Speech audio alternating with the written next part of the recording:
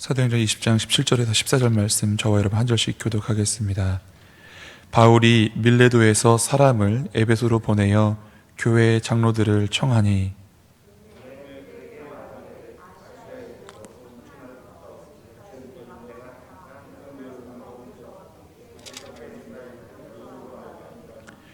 곧 모든 겸손과 눈물이며 유대인의 관계로 말미암아 당한 시험을 참고 주를 섬긴 것과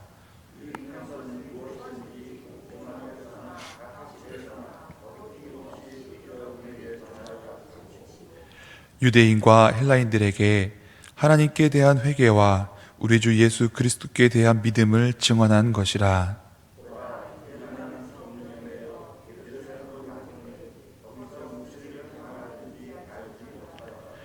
오직 성령이 각 성에서 내게 증언하여 결박과 환난이 나를 기다린다 하시나 내가 달려갈 길과 주 예수께 받은 사명 곧 하나님의 은혜의 복음을 증언하는 일을 마치려 하면은 나의 생명조차 조금도 귀한 것으로 여기지 아니하노라. 아멘. 오늘 말씀은 사도 바울이 이제 자기에게 주어진 전도 여행을 마치고 성령님께서 자기 마음 가운데 감동을 주시는 것이 이제 예루살렘에 가서 어떤 환난과 고난을 받게 될 것인데, 어쩌면 이것으로 예루살렘 가는 것으로 자기의 색이 맞춰질지도 모르겠다는 그런 두려움 가운데서도 나는 예수님이 귀합니다, 이렇게 에베소 교회의 장로들에게 고백한 그런 말씀입니다.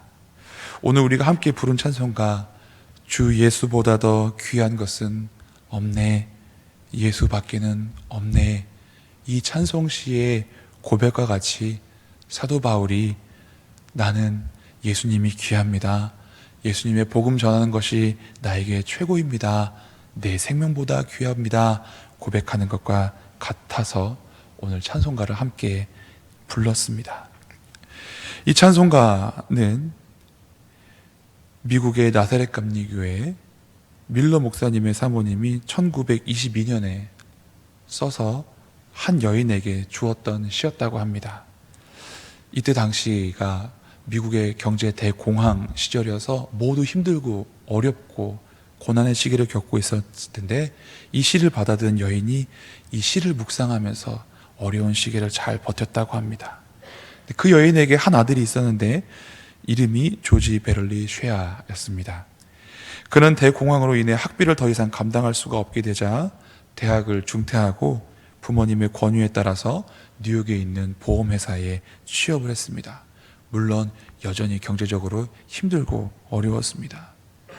그러나 그에게는 부모님께 물려받은 음악적 재능이 있어서 교회에서 매주마다 성가를 부르면서 하나님께 영광을 돌리고 찬양으로서 많은 사람들에게 은혜를 끼치는 일을 계속해서 했었습니다.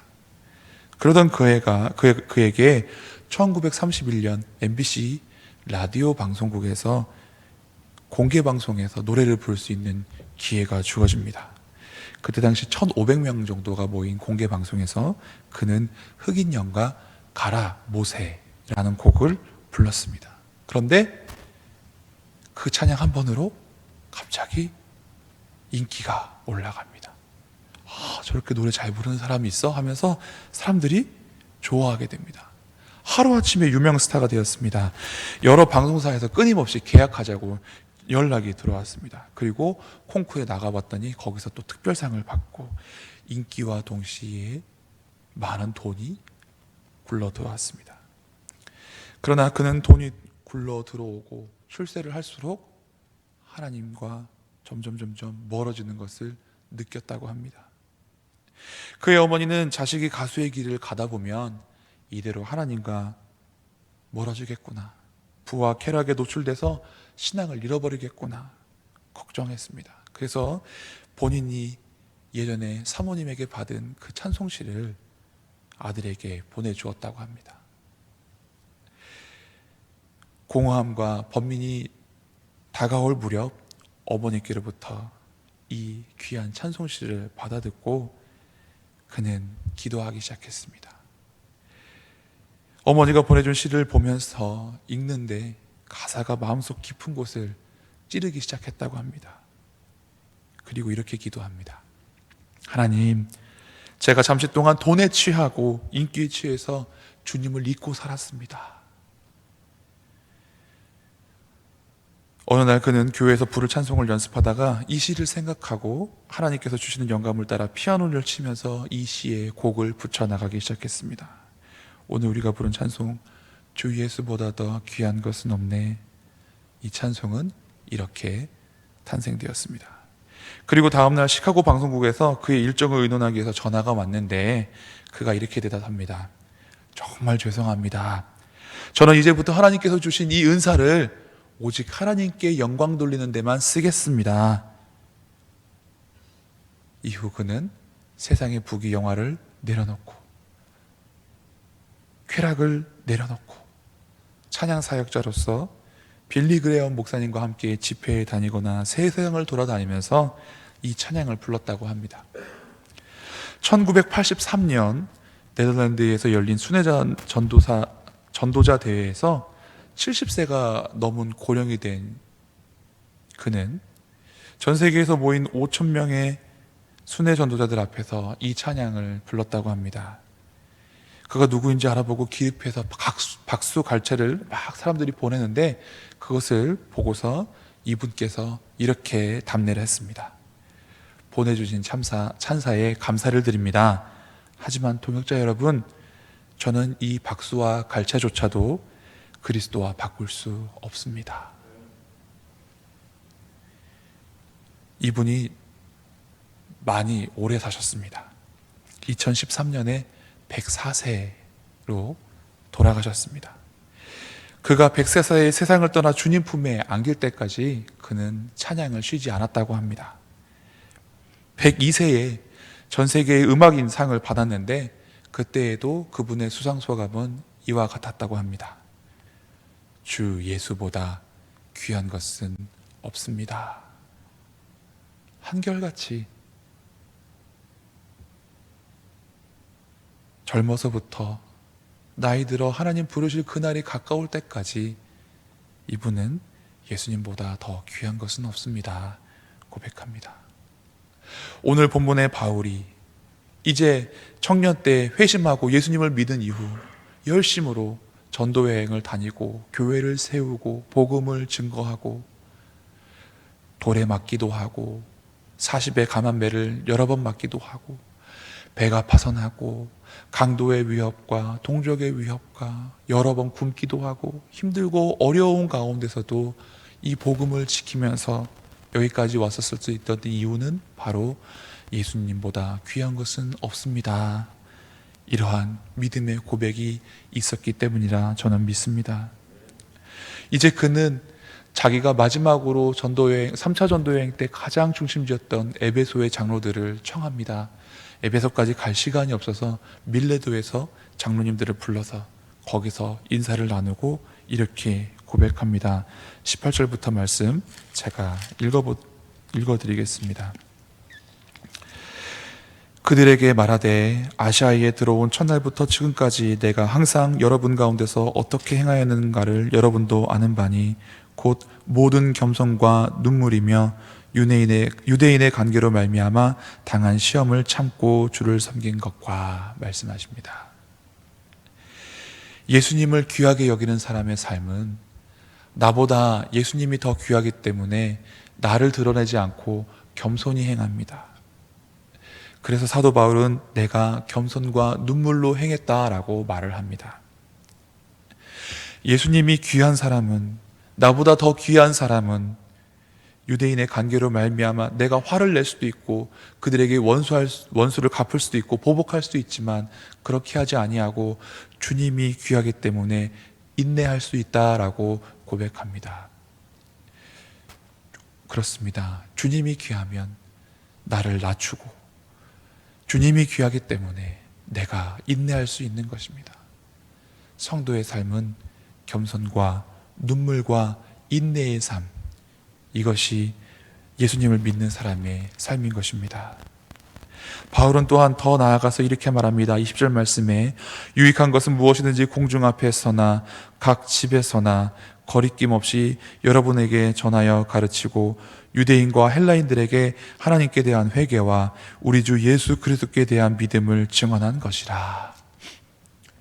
예수님이 나보다 귀한 사람은, 예수님이 좋은 사람은 때를 얻든지 못 얻든지 예수님을 자랑합니다. 여기에 있든지 저기에 있든지 예수님을 증거합니다. 유대인에게나 헬라인에게 사람에 대해서 차별이 없이 예수님을 자랑합니다. 우리는 사실 그렇게 하지 못할 때가 있습니다. 교회에 있을 때는 믿음이 좋은 것 같고, 믿는 사람과 있을 때는 내 신앙을 얘기하고 나누는 것 같지만, 직장에서나 혹은 세상에서나 늘 한결같이 예수님을 자랑하는 것 쉽지 않습니다. 그러나 바울은 그 다른 그 무엇보다 예수님이 귀했기 때문에 어디에 있든지 언제든지 누구를 만나든지 예수님을 자랑할 수 있었습니다. 사랑하는 양일의 가족 여러분, 우리는 어떠합니까? 언제나 예수님 자랑하십니까? 어디에 있든지 예수님을 나타내십니까? 누구를 만나든지 예수님 이야기를 하십니까? 바라기는 이 말씀을 들은 이후에 우리의 삶이 이렇게 변화될 수 있기를 간절히 바랍니다. 저도 역시 이렇게 되기를 너무나 사모합니다. 예수님께서 마태복음에서 제자들을 둘씩 파송하시면서 이런 말씀을 하십니다. 너희가 사람들 앞에서 나를 시인하면 나도 천사들과 아버지 앞에서 너희를 시인할 것이다. 우리가 부족하나마 예수님을 증거하고 자랑하면 비록 죄 많은 우리라도, 허물 많은 우리라도, 죽을 수밖에 없는 우리라도 주님께서 천사들과 하나님 앞에서 나 죄 알아요 라고 말씀해 주실 거라는 말씀입니다. 우리가 자랑할 것 없지만, 내세울 것 없지만 적어도 예수님은 자랑할 수 있는 사람이 될 수 있기를 간절히 바랍니다. 그리고 이제 바울은 말합니다. 22절 말씀부터 읽어드리겠습니다. 보라, 이제 나는 성령에 매여 예루살렘으로 가는데 거기서 무슨 일을 당하는지 알지 못하느라.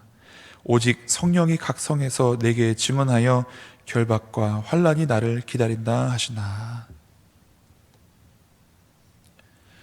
도대체 도무지 정확하게 무슨 일이 일어날지는 나는 확신할 수 없습니다만, 성령님께서 각 성에서 늘 지날 때마다 저에게 마음을 주시기는 예루살렘에 가면 거기에 환난과 결박이 있다라고 저에게 말씀하셨습니다. 그런데 어떻게 해요? 결박과 환난이 있는데 바울은 기어이 그곳으로 가려고 합니다. 왜냐하면 사도 바울에게는 꿈이 있었습니다. 사도행전에 나오는 말씀, 너희가 성령을 받고 권능을 받아서 예루살렘과 온 유대와 사마리아와 땅끝까지 복음을 전해야 되는데, 사도 바울은 로마서에서 밝혔듯이 자기가 로마에도 가야 되고, 그때 당시에 제일 땅끝이라고 여겨지는 스페인 서바나까지 가고자 하는 그런 간절한 사모하는 마음이 있었습니다. 그래서 예루살렘에 가서 고난과 결박이 있어서 거기서 자기의 생이 거기서 끝나는 것이 아니라 바람에는 로마까지 가고, 또 이후에는 저 멀리 땅끝까지 가고자 하는 소망이 있었기 때문에 결박과 환난이 있다 하더라도 예수님이 너무나 귀하여서 내게 주신 이 사명, 예수 그리스도의 복음 증거하는 일을 마치려 하면은 나의 생명을 조금 더 귀한 것으로 여기지 아니하고 어떤 일이 있든지 반드시 내가 기어이 로마까지 가겠다. 그래서 그는 예루살렘에서 신문을 당하고 억울한 일을 당했을 때 자기의 로마 시민권을 이용해서 황제에게 직송합니다. 나 억울하니 황제에게 재판받겠다고. 그렇게 하면 어떻게 됩니까? 예루살렘에서 강제로 로마까지 갈 수 있었기 때문에 그렇습니다. 예수님을 자랑하는 사람은 어떠한 고난과 역경이 있다 하더라도, 자기 생명에 해가 있다 하더라도 그것을 바꿀 수 없는 것입니다. 그러나 우리는 어떡합니까? 나에게 요만큼의 불이익이 있어도 예수님 믿는 신앙 내려놓으려고 합니다. 나에게 이만큼의 아픔이 있어도 예수님 안 믿으려고 합니다. 그러나 예수님이 귀한 사람은 내게 유익이 아니라 내게 결박과 환난이 있다 하더라도 예수님 믿는 것을 포기할 수 없는 것입니다. 주기철 목사님이 그러했습니다. 많은 신앙의 위인들이 그러했습니다. 우리도 이제 그 길을 가야 하는 것입니다. 오늘 종료주일, 내일부터 고난주간이 이어집니다. 예수님께서는 우리를 사랑하시고 우리를 귀하게 여기셔서 하늘 보좌도 버리셨습니다. 이 땅에 왕으로 오셨는데 궁전에 태어나지 아니하시고 마곡간에 누이셨습니다. 존경을 받는 자리에 높은 지위에 앉으실 수 있었지만 죄인이 지는 십자가를 지셨습니다. 저와 여러분이 너무나 귀했기 때문에 우리 예수님께서는 모든 것 버리고 우리와 바꾸셨습니다. 그래서 이 사랑을 받은 우리는 사도 바울과 같이, 그리고 오늘 우리가 부른 찬송의 가사를 그리고 곡을 지으신 분들과 같이 주 예수밖에 없습니다. 주님이 귀합니다. 이러한 믿음으로 나아가야 될 줄로 믿습니다. 기도하시겠습니다.